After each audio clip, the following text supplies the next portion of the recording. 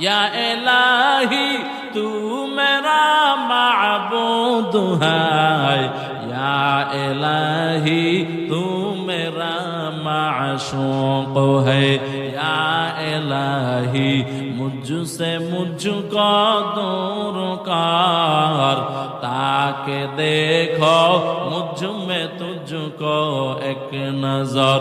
या इलाही तू मेरा रहमान है, या इलाही तू मेरा रहीम है। এই কুষ্টিয়ার মুসলমানেরা, কোরআন যেখানেই গেল ওখানের দামটাই বেড়ে গেল। কোরআনের সাথে একটা সম্পর্ক হলো পুরাতন কাপড়ের, নাম হয়ে গেল গিলাফ, এই কাপড়ের দামটাও বেড়ে গেল।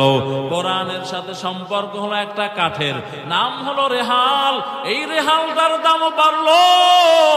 ওরে আল্লাহর গোলাম, আমি বান্দার কোনো দাম নাই, আপনারাও যেমন মানুষ আমিও মানুষ, কিন্তু আমাকে এই সম্মানের চেয়ারে বসাইছেন, আর আপনারা আল্লাহর কালাম কোরআন শোনার জন্য পেটে ক্ষুধা নিয়া বহু বান্দারা মাগরিবের পর থেকে এখানে বসে আছেন, ঠিক কিনা জোরে বলেন।